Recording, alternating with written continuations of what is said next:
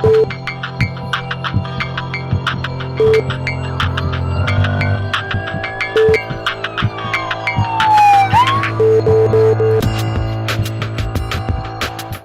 tardes, bienvenidos y llegamos al día jueves de nuestra semana. Hoy estamos en jueves 18 de enero. Hoy vamos a estar hablando de un tema bastante común, las dispepsias. Estaremos aprendiendo qué es lo que las provoca y qué podemos hacer para evitarlo. Bueno, veamos la cápsula y al regresar les presento a nuestras invitadas.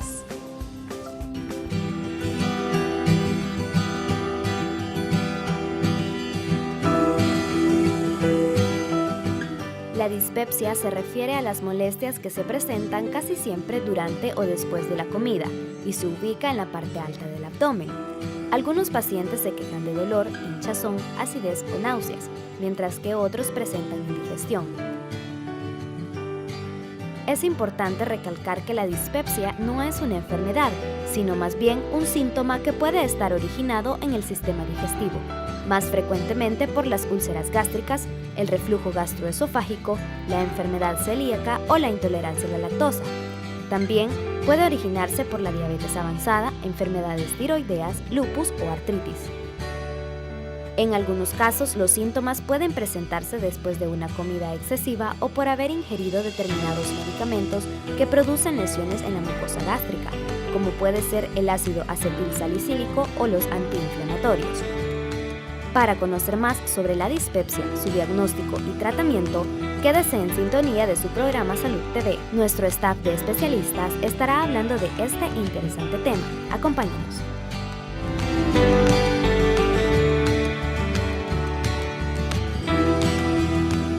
Bueno, y hoy es una mediodía de mujeres, porque todas mis invitadas somos mujeres. Así que vamos a presentar a la primera de ellas, la doctora Roxana Scrich-Telinki, pediatra. ¿Qué tal, Roxana? ¿Cómo está?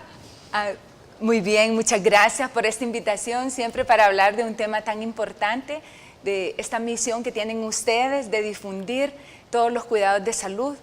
Y ahora que vamos a hablar de este tema de problemas gastrointestinales, es todavía más interesante. Muchísimas gracias por aceptar la invitación. Y como la alimentación es básica tanto para prevenir como para curar los problemas, tenemos a nuestra nutricionista invitada, la licenciada Evelyn de Aguilar. ¿Qué tal, Evelyn? ¿Cómo estás?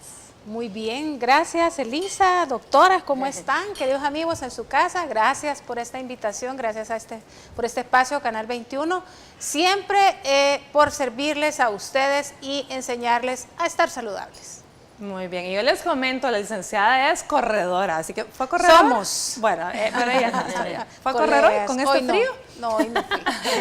Este frío ha ahuyentado a muchos corredores, Sí. creo yo, sobre todo los que somos matutinos o madrugadores. Sí. Tienes que usar lentes con el viento, es difícil. Es más difícil. Bueno, gracias por aceptar la invitación, Evelyn, y damos la bienvenida también a nuestra gastroenteróloga, la doctora Marisabel Valdés. ¿Qué tal, doctora? ¿Cómo está? Muy bien, gracias. Gracias por la invitación nuevamente. Saludos. Es un gusto compartir este panel con ustedes. Y bueno, estamos dispuestos siempre a colaborar y a tratar de llevarle a los televidentes y a la población en general, pues, nuestros consejos y nuestra ayuda para sus problemas gastrointestinales. Muchísimas gracias por estar acá también en nombre de toda la población. Bueno, ¿qué les parece si comenzamos definiendo realmente, doctora? Lo escuchamos un poquito ya, pero hablemoslo ya en términos un poco más para que la gente nos entienda. ¿Qué es la dispepsia en sí? La dispepsia como término que vamos a emplear es un síntoma o un conjunto de síntomas que se refieren específicamente a la parte superior del abdomen. Y por eso en gastroenterología hablamos de los trastornos que pueden abarcar esta área topográfica del abdomen en la parte gastroduodenal. Aunque es interesante decir, y envuelve dentro de los síntomas malestar, saciedad temprana, sensación de distensión o llanura o dolor. Pero creo que es importante porque estos paneles además hacen que nosotros nos informemos y tengamos un conocimiento. A veces es difícil para la misma gente expresar esta sintomatología y ojalá que cuando terminemos ellos puedan expresar para ayudarnos a los médicos, a ayudarles a poder hacer un diagnóstico mejor. Incluso para los médicos ha sido de mucha dificultad poder definir estos términos Y desde 1992 hay grupos consultivos que se reúnen, eso sí es muy bueno, en Roma, y cada determinado tiempo para tratar de establecer los parámetros de lo que envuelve realmente el término.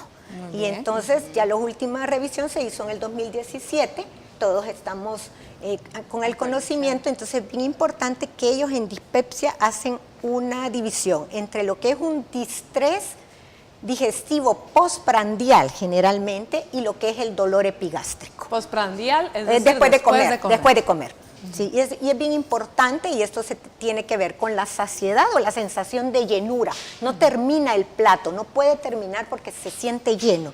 Y el malestar de distensión abdominal. Entonces, eso y es el dolor epigástrico. Y yo creo que eso es lo que nos vamos a enfocar. Dolor, ahora, entonces, en epigastrio, es decir, la la boca parte del superior estómago, del abdomen. lo que se conoce como la boca del estómago, ¿verdad? Y la sensación de llenura que no me permite terminarme el comer plato. y la distensión, sí. Este es un malestar. Entonces, a eso le vamos a llamar Se llama un distrés. ¿Un distrés? O sea, un malestar. Distrés postprandial. Sí, después de comer. Ok, muy bien. Como bien dice la doctora, yo creo que si es difícil para nosotros los médicos, si es difícil para los adultos, imaginémonos para los niños. Sí, porque los niños no pueden expresar ese malestar o esa palabra distrés en sí, como uno lo pudiera decir. Pero la verdad es que el mismo término de dispepsia, así en general, todos lo pudiéramos entender por la composición de esas dos palabras que se unen para formar el término dispepsia. Difícil, dificultad, malo. Pepsia, que tiene relación con la digestión. Entonces, para fines populares, pudiéramos decir que es una mala digestión o una difícil digestión o es una indigestión, como para entrar en entendimiento, ¿verdad?, de que cómo pudieran expresarse también los niños. Y los niños ciertamente tal vez solamente van a señalar la parte del estómago, pensando en que tienen llenura o dolor, pero también se les puede observar un poco la distensión del estómago, que sería localizado solamente en la parte del estómago, o sea, como en la parte de arriba del ombligo. Y también los niños es común que ellos lo manifiesten con que empiezan a comer y luego como que automáticamente se les quitará el hambre y dejan de comer, y a algunos hasta les da náuseas. Entonces, en los niños es como todavía un poquito más difícil porque hay muchas causas que les pueden quitar el apetito o darles náusea, ¿verdad? Pero también habría que, como el diagnóstico del síndrome dispéptico, es como descartando también otras cosas, basándose en las características, porque este malestar estomacal puede decirse de que no es un cuadro agudo, que repentinamente le va a causar ese malestar y que lo va a enloquecer, sino que es una molestia de leve a moderada. Si fuera un cuadro más intenso y súbito, repentino, entonces estaríamos pensando en otra patología. También, si el dolor se va pensando que es abajo del ombligo, a un lado, entonces vamos descartando que sea síndrome dispéptico, porque si es en el lado derecho, se piensa más en la vesícula, ¿verdad? Si es el malestar arriba de la boca del estómago, como decir, atrás del esternón o en el esófago, pensamos más en reflujo. Si el dolor es más realmente antes de comer, como cuando no se ha comido o que no ha cumplido sus horarios, entonces estaríamos pensando más en gastritis. Pero si el dolor es relacionado con que empieza a comer y en el transcurso de la digestión, más o menos como a la hora, empieza el malestar, entonces sí, vamos pensando que dispepsia. Y si es un dolor que le había aparecido ya antes, siempre relacionado a la hora de comer, también abona a sospechar el síndrome dispéptico. Y también hay otros criterios que se pudieran decir, como que aparece más de una vez a la semana, o que persiste cuando come algunos alimentos, o que viene ya más o menos como unos 3 meses que no se han fijado, no le han puesto atención al malestar. Entonces está relacionado al síndrome dispéptico. Entonces, para poder decir, sufro de dispepsia o síndrome dispéptico, o usted tiene tal diagnóstico, Entonces debo también pensar otras cosas, no me debo atener, porque en los adultos, ¿verdad? Puede ser una expresión de la presencia de una bacteria, que ya se va a mencionar más adelante, la Helicobacter pylori, ¿verdad? Y también puede relacionarse con problemas malignos del estómago, ¿verdad? Pero es de descartar primero eso, o también descartar si es cálculo en la vesícula, si es gastritis, si es reflujo gastroesofágico. Hay que hacer algunos exámenes analíticos y también de gabinete para poder determinar que no sea otro problema u otra enfermedad, porque si ya estamos hablando de que encontramos alteraciones en los exámenes, en otra causa, nos estamos metiendo con otro diagnóstico, ¿verdad? Exacto. Gastritis, reflujo, litiasis, pancreatitis también, colitis. Bueno, veamos, colon muy irritable. interesante de verdad cómo ha ido determinando la forma en que según donde se aplique el dolor y cómo los niños, cómo podríamos ir los padres ubicando a dónde puede estar el problema para poder decirle al pediatra. Ahora bien, me llamó la atención también que los niños pueden por dispepsia o por este distrés postprandial tener incluso hasta náuseas y vomitar. ¿Los adultos se manifiestan igual, doctora? Sí. Como yo le explicaba, en el caso de los adultos y bueno, en la parte de la especialidad, los criterios están bien establecidos. Se llaman los criterios de Roma y son bien establecidos porque es necesario descartar una enfermedad orgánica. Entonces, por esto pasa porque descartemos que tiene el paciente reflujo, aunque los síntomas se pueden traslapar. Y si tiene reflujo, va a tener náusea.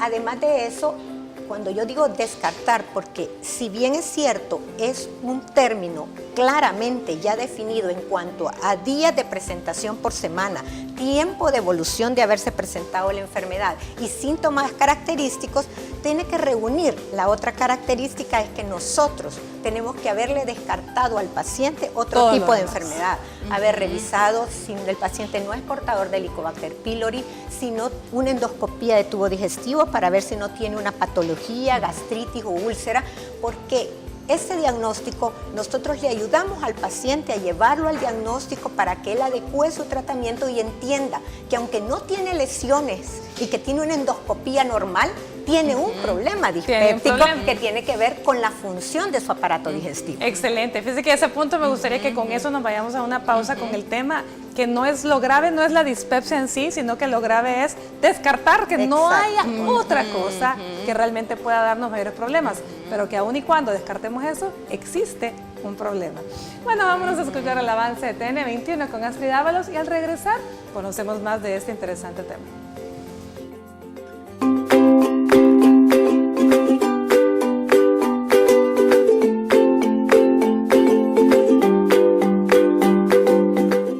Estás viendo Salud TV.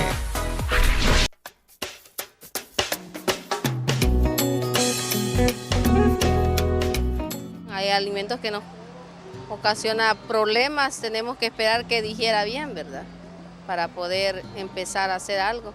No comer demasiado y acostarse muy rápido después de cenar, algo por el estilo. Bueno, no acostarse a dormir después que uno come. Guardar un tiempo estipulado para que la comida le baje a uno. Es para evitar una congestión, ¿verdad? No acostarse, ni bañarse, en fin, pues todo eso, ¿verdad? Por ejemplo, comer poco cuando sabemos que aquello le va a hacer daño, o saber que si ya es muy noche, comer poco y esperar aunque sea 1 hora después de comer, recostarse.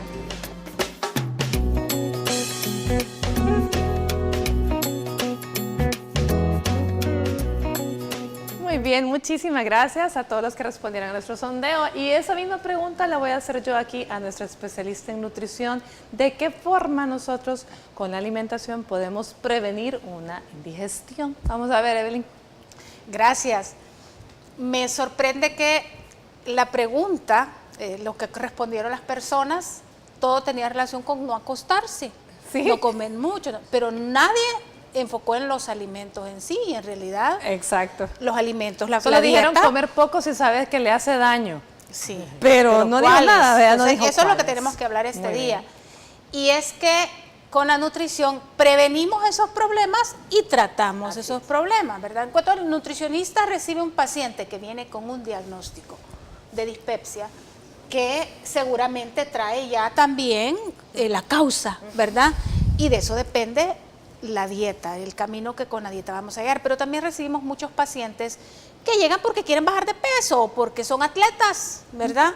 Y entonces refieren, esa es una de las preguntas obligadas en una consulta nutricional, cómo es tu digestión, no tenés síntomas, vas al baño todos los días, si hay algún problema, entonces la gente ya se le pregunta. Una de las preguntas claves es, ¿a qué horas te dan los problemas? ¿Es inmediatamente estás comiendo? ¿Es cuánto tiempo después? Y de eso depende también cuál va a ser la línea de la dieta. A mí no me gusta usar la palabra dieta, les cuento. Sí. La dieta, el plan de alimentación. Sí. Es que como que lo rechazamos, ¿verdad? Nos pone límites. No, el plan de alimentación en realidad tiene que estar orientado a un objetivo, y en este caso pues sería bajar el estrés digestivo, el distrés, ¿verdad, doctora?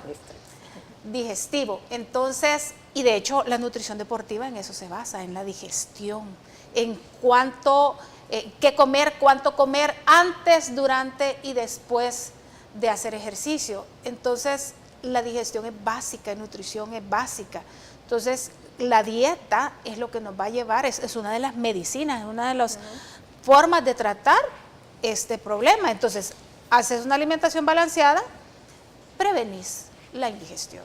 Y de una vez tratamos cuando ya hay problemas. Exactamente. Excelente. Entonces, definitivamente el punto es, media vez tenemos un diagnóstico, no podemos centrarnos únicamente en lo que el médico da, que es dijéramos medicamento, valga la redundancia, sino que va de la mano de la nutrición. Ahora bien, doctora, hablemos entonces para fines prácticos, ¿qué es lo más importante que vamos a descartar en el estudio, en el diagnóstico de la dispepsia? Bueno, estamos hablando y el tema lo tenemos enfocado a la parte gastroduodenal superior. Entonces nosotros tenemos que contar con un estudio de investigación de presencia de Helicobacter pylori, que la bacteria Helicobacter pylori sea la causante del problema, y si es positivo la tenemos que erradicar para realmente, una vez erradicado, si el problema continúa o esa era la causa del problema. Y la otra es realizar una endoscopía de tubo digestivo superior para determinar si no hay gastritis, reflujo, úlceras o cualquier otra lesión. Podemos pensar en este momento que, si bien es cierto, el estudio es un estudio diagnóstico, es el arma número 1 del gastroenterólogo para determinar cualquier patología y sellar el diagnóstico, tomar biopsias, intervenir. Pero estamos hablando de un conjunto de síntomas, como decía la doctora, no es algo agudo, no es algo que realmente le ha dado pérdida de peso, sino que disconfort. Entonces estamos hablando de un problema funcional. Algo persistente. Algo persistente, molesto. Y otra cosa que sí es importante es qué otras patologías tiene el paciente o qué medicamentos toma el paciente o cómo que consume el paciente. O sea, la historia clínica, nos tenemos que detener un momentito a preguntar esas cosas. ¿Por qué? Porque hay medicamentos que pueden causar este problema y este distrés, y hay enfermedades, porque como tiene que ver un poco con la motilidad y con receptores que hay en el aparato digestivo, por ejemplo, los pacientes diabéticos, la población de pacientes diabéticos es bien grande, y estos pacientes tienen un problema para vaciar el estómago. Hay una gastroparesia diabética, entonces son síntomas parecidos lo que está. Entonces hay que tratar también, tener en cuenta estos factores para poder tratar a los pacientes. Y el estilo de vida, la dieta, lo que están comiendo, los horarios, ¿sí? Tiene que ver, porque incluso en este distrés respiratorio, una de las recomendaciones puede ser que el paciente coma menos cantidades, más veces al día, un poquito, para evitar esta distensión y este problema. Pero sí, tenemos que tomar en cuenta enfermedades concomitantes, ingesta de medicamentos, tabaco, alcohol, su tipo de alimentación, sus horarios, los irritantes y haber hecho la endoscopía para descartar una enfermedad orgánica y el Helicobacter. Ahora bien, retomo de todo lo que me dijo, medicamentos. Porque esto nos sirve a la gente que nos está viendo también para que haga su propia análisis y diga, ¿verdad? Tal vez yo siento eso, ¿qué tomo? ¿qué medicamentos podrían estar asociados? Está asociado a los antiinflamatorios, que son de uso frecuente, ¿verdad? Ya Todos los ibuprofeno, analgésicos, diclofenac, el que sea, acetaminofén, el que ketoprofeno, quieran, todos. están. Todos pueden producir esa irritación. Algunos medicamentos que se utilizan para el manejo de la hipertensión arterial, las teofilinas, los esteroides también son medicamentos utilizados. Las teofilinas son los medicamentos de los asmáticos. Exactamente, que se utilizan. Entonces, esas poblaciones son grandes. Son Sí. poblaciones grandes utilizando una gran cantidad de medicamentos para dolores y a veces de uso indiscriminado, porque los utiliza por mucho tiempo. ¿Se los sin dejaron una en indicación ocasión? bien precisa. Se los Entonces, dejaron en todos ocasión y los sigue estos tomando. medicamentos, a la cabeza, y los menciono porque son de uso diario y libre. Sí, Muy también. bien. Entonces, igualmente en los niños, pues, ¿qué otras patologías son las más importantes en ir a descartar? Prácticamente, así como ha mencionado la doctora, Porque los esas niños es más serían difícil las- que padezcan, por ejemplo, de cálculos en la vesícula, digo, vean, no, pero sí. Ajá, pudiera darse, pero igual, en primer lugar, para hacer el diagnóstico, la clínica, ¿verdad? Y ahí dentro de la clínica quisiera enfatizar la importancia de la calidad de la alimentación. Entonces volvemos a la calidad de los alimentos. Entonces, que tienen que ser de los nutrientes de los 5 grupos del plato saludable, y todo lo que está fuera de eso ya prácticamente se convertiría en un irritante o un causante de cualquier malestar estomacal, ¿verdad? Otra patología que se debe descartar es la intestinal, porque estaríamos hablando que los síntomas serían de abajo del ombligo, ¿verdad? Entonces ahí ya puede ser colitis inflamatoria, parasitismo, alguna enfermedad celíaca, alguna enfermedad con alteración de las mucosas o la secreción de moco, otras enfermedades inflamatorias, incluso inmunológicas. Y Yo creo que también también en los medicamentos. niños hay que tomar en cuenta el factor psicológico, Ajá, ¿no? Sí, sí, también el estrés es una de las causantes tanto en los adultos como en los niños. Y los niños pueden tener estrés con el inicio escolar, con la presión de las tareas, con la presión que tienen en la casa por esa competencia que hay entre los padres de familia y el uso de las pantallas, y así cualquier problema familiar. Y muchas veces pequeñas cosas sutiles les pueden afectar a los niños, porque ellos miran el mundo de diferente manera que el nuestro, que para uno puede ser normal decirle algo al hijo, el hijo lo puede tomar como por otro lado y afectarle en su psicología. Entonces cualquier detalle le puede afectar en lo psicológico. Entonces también tenemos en ellos problemas, pero eso ya descartando todas las causas orgánicas. E igual otros medicamentos que a los niños les puede afectar son los antihistamínicos, porque se ocupan bastante para la rinorrea o los moquitos, ¿verdad? Para los estornudos, la tos en esta época. Entonces abusar de esos o uso prolongado por necesidad también le puede afectar la digestión. Igual los mismos medicamentos que se ocupan en gastroenterología, usarlos por tiempo prolongado, ¿verdad? Como la ranitidina, por ejemplo, o alguno de esos grupos que siempre es de los antihistamínicos, le puede afectar en el funcionamiento gastrointestinal, sobre todo a nivel gástrico.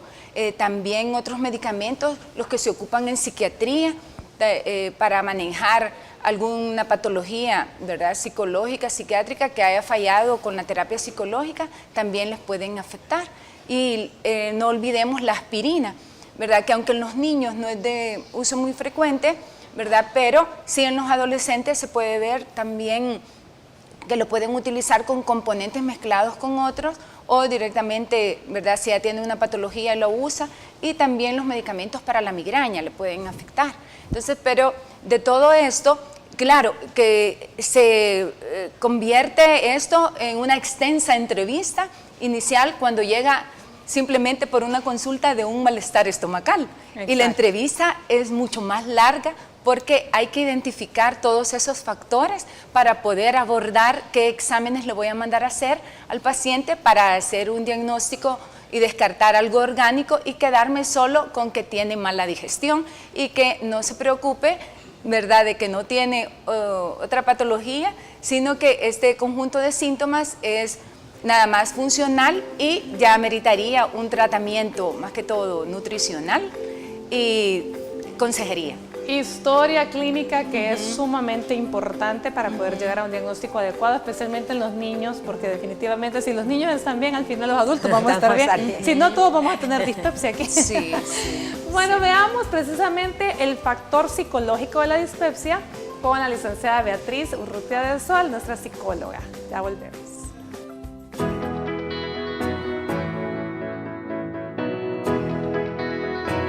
Muy buenas tardes, amigos de Salud TV. Les saluda Dora Beatriz Urrutia de Sol. Soy psicóloga de la salud y clínica y este día estaremos hablando de un tema muy importante como es los factores psicológicos que afectan la dispepsia funcional. La dispepsia funcional es una enfermedad que tiene una etiología multifactorial de origen biopsicosocial, es decir, que tiene su factor biológico, su factor psicológico y su factor psicosocial. Las personas afectadas por esta enfermedad suelen ser personas que han sufrido varios episodios de tanto violencia o abuso psicológico, físico o sexual, pero que también han sido sometidas a largos tiempos con estrés o con altos niveles de estrés y su manejo es un poco diferente a lo que haría una persona que no tiene trastornos psicológicos o emocionales. La persona que tiene dispepsia funcional se ve asociada a mal manejo de sus emociones en el sentido de que suelen magnificar cómo perciben los aspectos negativos de la vida cotidiana y suelen estresarse innecesariamente o exageradamente por cosas que otra persona las vería casi que como normales. Está relacionado mucho con la necesidad afectiva de un afecto positivo, porque lo que ellos manejan mal es el afecto negativo. Por eso es necesario una terapia cognitivo-conductual. Hipnoterapia se ha manifestado como una de las terapias de primer escoge y existen otras terapias breves las cuales deben asistir al tratamiento médico, pero no olvidemos el psicológico es muy importante. Soy la licenciada Dora Beatriz Urrutia de Sol para Salud TV. Nos vemos en la próxima.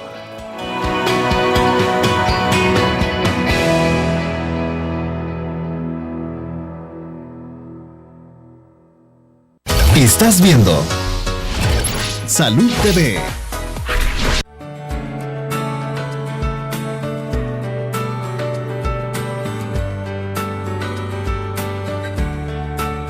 Este día en Foodstyle te presentamos los alimentos que pueden provocar el aparecimiento de dispepsia. Comenzamos con los alimentos fritos o grasosos como las papas, hamburguesas y ciertos lácteos. Estos tienden a disminuir la velocidad de las funciones digestivas, manteniendo el alimento en tu estómago durante un tiempo mucho más largo que el que debería estar. También los productos lácteos como los quesos y la crema, ya que producen mucha mucosidad gastrointestinal que afecta la correcta digestión proteica. Finalmente, los alimentos ácidos como la naranja, limón, tomates y kiwi, que provoca que el estómago se irrite causando molestias. Recuerda que la alimentación junto con la actividad física son pilares importantes para mantenerse saludables.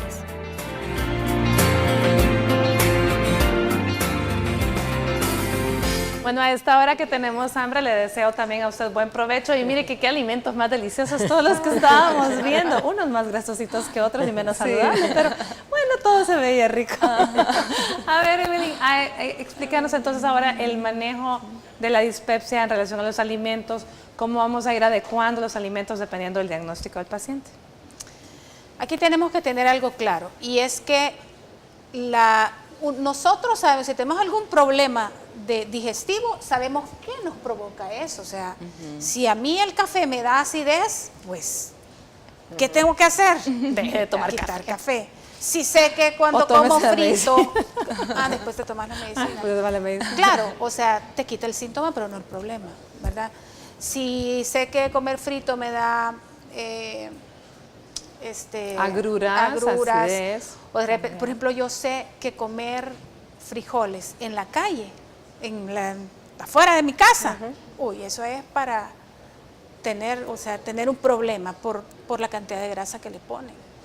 Entonces, uno tiene que aprender a comer y prevenir. O sea, el bienestar digestivo es gratificante. O sea, es un problema cuando te sentís mal del estómago, cualquiera que sea el síntoma. Entonces lo que tengo que hacer es ordenar mi alimentación, prevenir y tratar. ¿Cómo hago esto? Ya nos lo dijo el corto que vimos de Food Style, y nosotros lo que tenemos es que evitar los alimentos y las preparaciones de alimentos que irritan, que nos generan ese problema. Ahí están todos los alimentos fritos, todos los alimentos que implican una gran cantidad de grasa. Salvadoreños somos, ahí van las pupusas, ¿verdad? Todos nuestros platillos típicos. Pero voy a aclarar algo, las pupusas de ahora, porque las pupusas de antaño hechas en comal no llevaban tanta grasa, pero el problema es ahora es que va frita. Fíjate que yo a mis pacientes les dejo pupusas y les digo hasta a dónde pueden conseguir pupusas en comal o que la hagan en la casa. Exacto. Y pueden usar un queso bajo en grasa, hacerlas con queso fresco, por ejemplo, ¿verdad? En una cacerola en casa. Y entonces les van a poder comerse una pupusa, disfrutarla y saludable, de una manera saludable. Pero si las comemos en la calle, yo recuerdo cuando estuve tratando a los empleados de una institución con la que yo trabajaba, en la clínica empresarial. Yo trabajaba con la institución, no con el Seguro Social, pero o sea, todos, absolutamente todos los que llevaban con problemas digestivos, con dispepsias, comían pupusas ahí en la esquina. Entonces una de las recomendaciones era, mire, cámbiese de pupusería o llévelas de su casa. O sea, no podemos decir que no vamos a comer pupusas. Yo les dejo pupusas a mis pacientes. Y son deliciosas. Y son riquísimas. No, sí. Lo que pasa es que le digo cómo hacerlas. Tenemos que seguir siendo salvadoreños. Exactamente. Con mucho orgullo. Entonces es evitar, ¿verdad? Pero pupusas sin grasa. Pupusas sin grasa.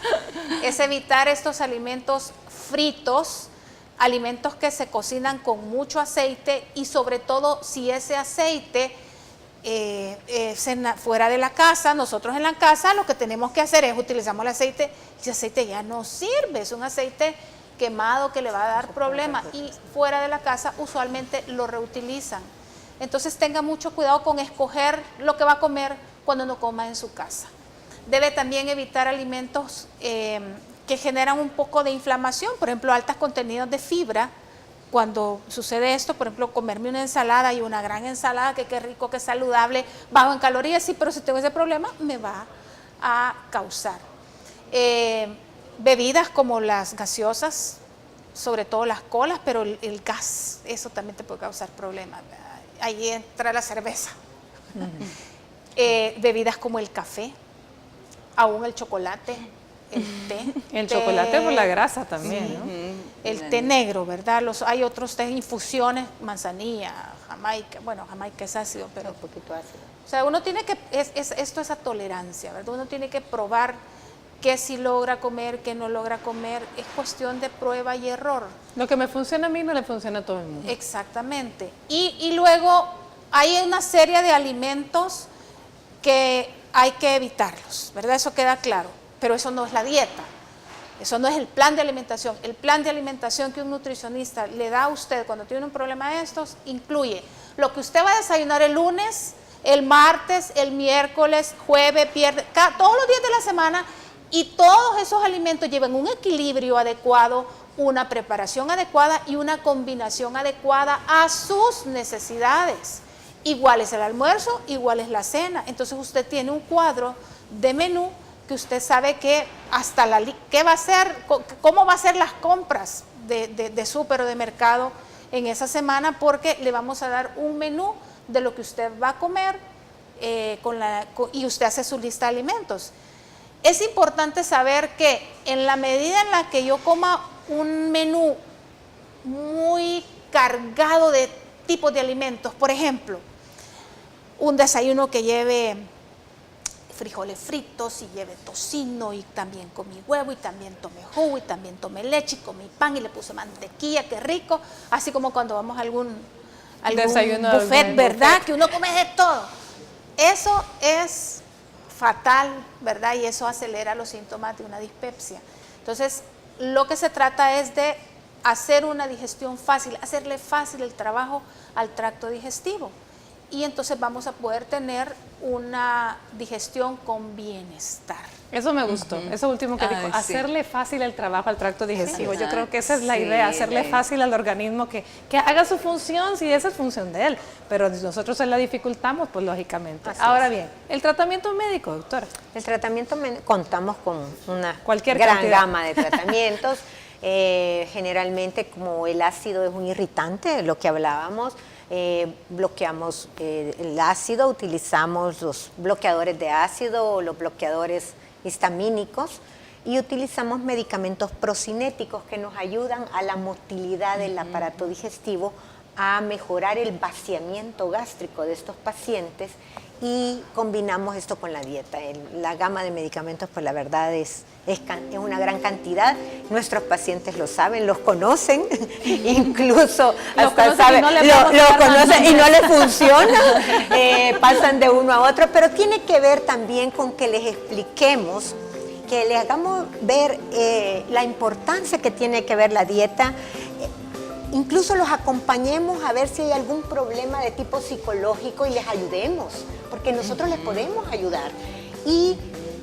Pero que también este conjunto de medidas alimenticias, yo veo pacientes a nivel institucional y uno se tiene que acomodar a ellos porque tiene que ser bastante práctico con ellos, porque una canasta saludable es una canasta que tiene un costo, porque lo saludable, pero tenemos que enseñarles cómo lo hagan, cómo se les facilite esta canasta saludable para facilitar al aparato digestivo la digestión, como usted lo dijo, pero tenemos que ser también conscientes cuando estamos hablando de eso, que estamos hablando y cómo puede sustituir una cosa con otra y darles opciones en productos, como dice, en tal lugar, porque hay que llevar a la práctica, porque la importancia es que sea práctico para que lo pueda cumplir. Excelente. Y que lo entienda.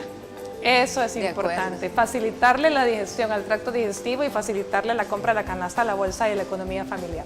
Bueno, vámonos a una pausa comercial y ya volvemos en nuestra sección de primeros auxilios.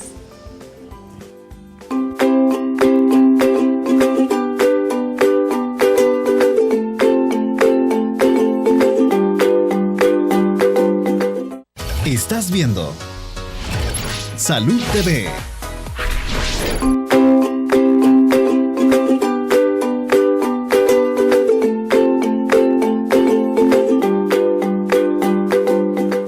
Bueno, y gracias por continuar con nosotros. Estamos en nuestra sección de primeros auxilios y yo acompañada al doctor Rodolfo Castro, especialista en medicina del trabajo. ¿Qué tal, Rodolfo? ¿Cómo estás? Como siempre, contento de estar compartiendo estos conocimientos aquí con la población, ¿verdad?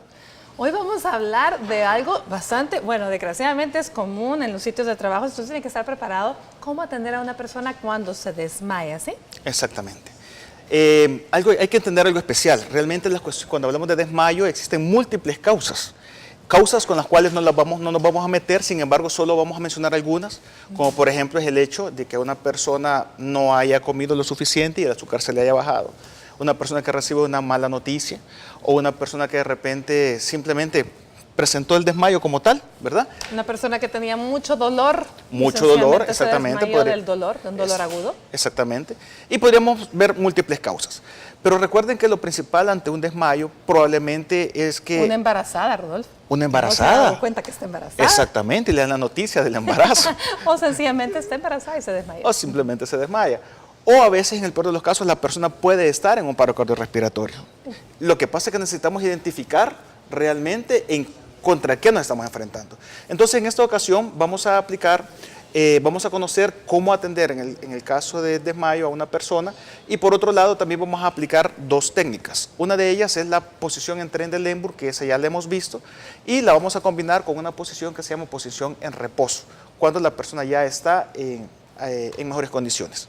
En esta ocasión pues nos acompañan Daniel, Luis, ¿verdad? Y básicamente también tenemos a nuestro compañero que va a ser la víctima. Y en esta ocasión pues vamos a arrodillarnos a la altura de la víctima. Ya tenemos al desmayado ahí. Ya lo tenemos adelantado. Ok, nos arrodillamos. En este caso Daniel es el que se va a encargar de verificar que la persona tenga signos vitales, ¿verdad? Ok, la persona tiene frecuencia cardíaca, la persona está desmayada, Vamos a abrir la vía aérea con la técnica frente-mentón, que eso es lo principal para que la persona respire. Quiero hacer un paréntesis acá. Aunque usted se acerque a la víctima y le comience a dar aire con un cuaderno, que es lo que normalmente hacemos, o con un folder, aunque usted le dé aire o le ponga el ventilador, si la vía aérea está cerrada, no va a respirar. Exactamente, no va a respirar. Entonces la técnica adecuada es abrir la vía aérea con la técnica frente-mentón y posteriormente nos vamos hacia Luis, ¿verdad? Luis lo que va a hacer es que va a levantar los miembros de la víctima. Esa es la famosa posición en tren de Lemberg, que básicamente consiste... ¿Qué perseguimos con levantar las piernas, Juan? Bueno, lo que hacemos realmente es que una de las características por las cuales una persona se ha desmayado es porque hay una disminución del flujo sanguíneo cerebral, por un lado, y por otro lado, por ende, hay una disminución del oxígeno a nivel del cerebro o del azúcar en el peor de los casos. Entonces, al hacer esto, hacemos que el corazón básicamente le dé más énfasis a la circulación cerebral, ¿verdad? Dificultando la circulación a los miembros inferiores. Si la persona por X razón comienza a mejorar, obviamente tenemos que activar el sistema de emergencia, ¿verdad? Daniel se encarga de hacer la activación del sistema de emergencia, ya lo habíamos dicho, que es el 132, básicamente, activamos el sistema de emergencia. Y por otro lado, procedemos, si la víctima comienza a responder, ya tiene ciertos movimientos, mueve la cabeza, por ejemplo, un poco porque ya está volviendo en sí, lo que tenemos que hacer es bajar los miembros inferiores rápidamente, los bajamos, y lo que hacemos es colocarlo en una posición de reposo, que consiste en doblar el miembro inferior, ¿verdad?, contrario a lo que es el lado donde estamos atendiendo, y por otro lado cruzamos el miembro superior a la altura del cuello, y a nivel del cuello, a la cuenta de 3, lo giramos. 1, 2, 3. Suavemente lo giramos. Y quizás algo que me interesa ver acá es que, si pueden hacer un enfoque, es que ponerlo de lado. Exactamente. Es que la rodilla, como el codo, voy a decir esta palabra, sirve de freno para que la persona en algún momento determinado, por sí, siente deseos de vomitar o vomita, pueda hacerlo sin ningún problema, sin que esto se vaya a la vía respiratoria, y por otro lado, tanto el codo como la pierna sirve de freno para que la persona no quede completamente boca abajo. Y eso es lo que tenemos que hacer. Tenemos que posteriormente estar evaluando por lo menos cada minuto la frecuencia cardíaca y respiratoria, porque en un momento determinado la persona puede entrar en un paro cardíaco y no lo sabemos. Y recuerden siempre activar el sistema de emergencias, el 132. Muy bien, por lo tanto, recuerda, lo más importante es, si una persona se desmaya, pues dar espacio. Si no va a ayudar, mejor retírese, ¿verdad? Las personas que van a ayudar pueden ser prácticamente dos, una para activar el sistema de emergencia y las otras, si la paciente o la persona se desmayó estando, pues no hubo chance de acostarla. Siempre hay oportunidad de, si no hay oportunidad de acostarla, ¿de qué otra forma podríamos ayudarle? Lo que pasa es que casi siempre la persona que se desmaya muy difícilmente va a quedar en una silla. Si se va a la silla, perdemos el equilibrio, nos caemos, casi siempre van al suelo. De ser así, el problema es ver el caso contrario, que tal que la víctima queda en una posición boca abajo. Creo que se entiende el concepto, ¿verdad? Sí. Boca abajo. Entonces, ¿cómo hacemos para moverlo en su debido momento y hacer la evaluación respectiva? Porque a veces cuando una persona se desmaya, casi por lo general su lesión es ¿cómo sería? Caída de su misma altura. Es muy raro de repente que estén arriba, pero si es así, hay técnicas adecuadas que las veremos más adelante de lo que se debe hacer para girar a la persona y principalmente para proteger el cuello, que es el área que más nos preocupa en esos casos. Obviamente posterior a lo que es el corazón. Muy bien. Bueno, entonces, muchísimas gracias, Rodolfo. Realmente hemos aprendido algo más este día. Gracias a ustedes. Nos veremos la próxima semana. Nosotros vamos a una pausa comercial y volvemos con la última del programa de hoy.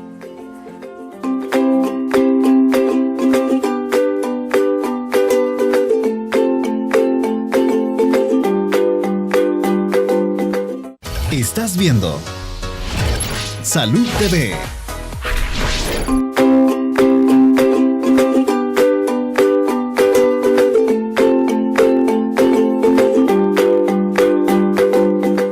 Gracias por continuar con nosotros. Estamos pues ya de regreso hablando acá con nuestros especialistas acerca de este tema, la dispepsia. Ya escuchamos la importancia de evitar aquellos alimentos que con excesiva grasa o de excesivas frituras o bebidas carbonatadas o incluso qué hay del coliflor y brócoli. A algunas personas también les causa mucho gas, ¿sí? Sí, esa es el coliflor, brócoli, repollo, rábano, los frijoles, el pepino, hay varios alimentos. ¿Pero los frijoles en todas sus formas o específicamente los frijoles enteros? Fíjate que tengo entendido que los frijoles negros tienen menos acción de esto. Y lógicamente los frijoles enteros son los que más te pueden causar. Probablemente si los comes licuados, no fritos, ¿verdad? Bajo contenido de grasa, eso siempre. Ahora, y no tiene nada que ver aquí lo que decían las abuelitas o dicen las cocineras muchas veces, que si le ponen una cabeza de ajo y no sé qué, esto ya no le va a dar soplazón. Pues fíjate que sigue siendo un mito. Sigue siendo un mito. Porque en realidad los beneficios del ajo los proporciona el fitonutriente que se llama alicina. Y la alicina se destruye con el calor. Entonces, un ajo cocido es ajo perdido. Entonces, para que el ajo te genere ese beneficio debería ser crudo. Todo el mundo se va a enterar que comiste ajo sin mucho beneficio. Yo creo que cuando dijiste crudo la gente se escuchó un silencio. Y el panel además. O sea, yo aquí, vea. Inmediatamente fue un silencio. Ya no. Y una contención de respiración. Mejor. No, gracias. Creo que no. Bueno, vamos a ver, algo que no habíamos mencionado y Roxana nos estaba diciendo era la importancia del beber agua. Sí, bueno, lo que pasa es que lo mejor es la prevención, ¿verdad? Y en la prevención ahí uno se tiene que informar bien cómo es el proceso de digestión. Como les decía, uno debería de aprender la función del sistema gastrointestinal desde que está en kinder, en primaria, ¿verdad? Ahí deberíamos de conocer que cuando llegue el alimento a la boca, se tiene que hacer como una masa con la saliva. Entonces, para producir bien la saliva y que esté con sus enzimas adecuadas, tiene que haber suficiente agua en el organismo, que esté bien hidratado, para que haga adecuadamente el bolo alimenticio, o sea que el agua. Luego, para trasladar de la boca al estómago el alimento, entonces tiene que haber movimientos a nivel del esófago y hacer la deglución adecuadamente. Entonces tiene también que tomar agua para que le baje. Cuando llega al estómago, tiene que hacer como un estilo de sopa el estómago, ¿verdad? Para que pueda digerir esos alimentos y convertirlos en pedazos más pequeños para que lleguen al intestino.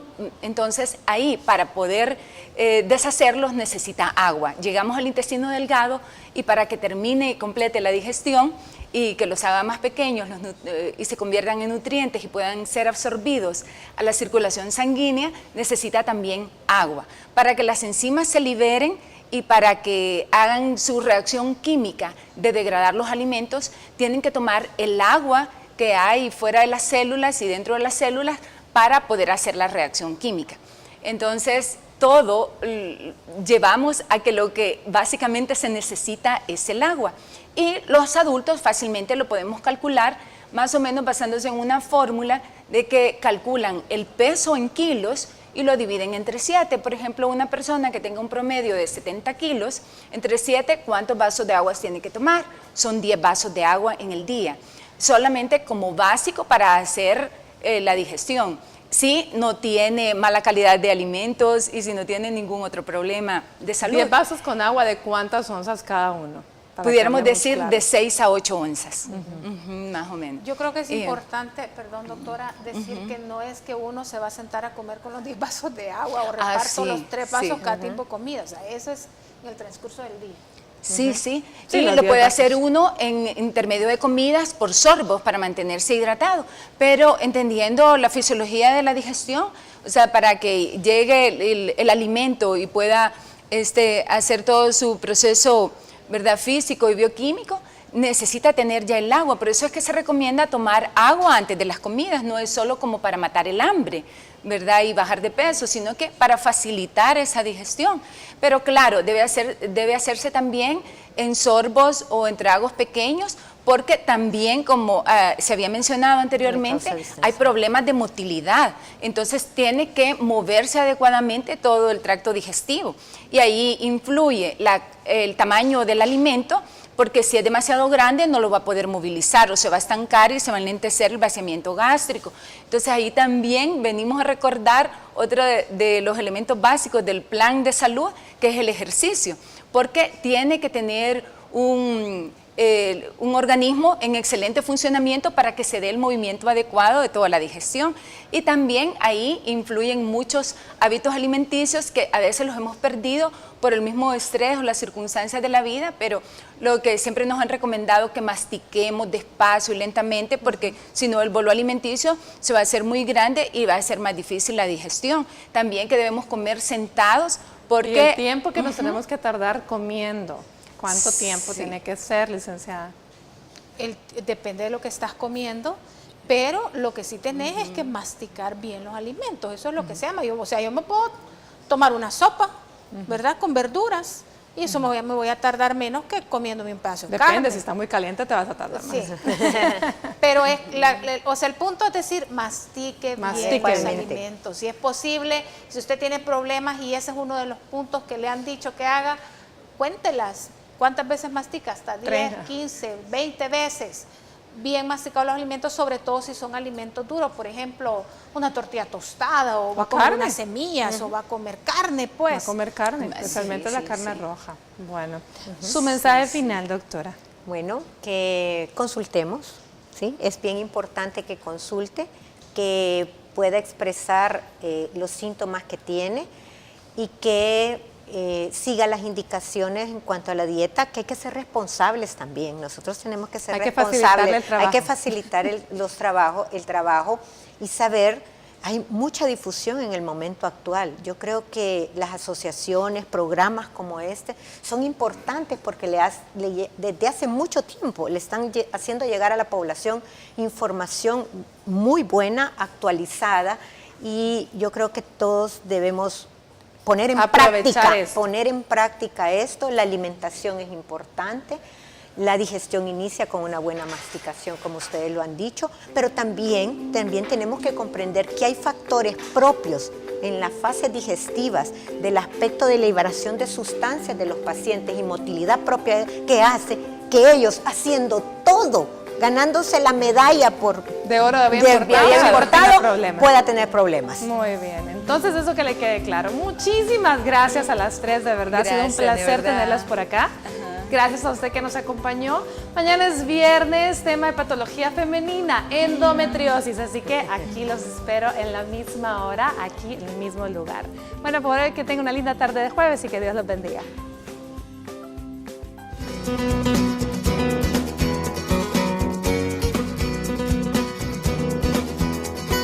Para prevenir la dispepsia te damos las siguientes recomendaciones. Come despacio. Es importante destinar tiempo suficiente para las comidas, masticando los alimentos cuidadosamente y no tragar precipitadamente. Lleva una dieta adecuada. Consumir solo los alimentos que son suaves y fáciles de digerir reducirá la cantidad de trabajo que el tracto digestivo necesita para procesarlos. Además, beber suficiente agua antes de las comidas facilitará una mejor digestión. Reduce el consumo de alcohol. Este puede irritar el revestimiento del estómago y provocar indigestión. Recuerda que si presentas los signos relacionados con la dispepsia, debes consultar con un especialista.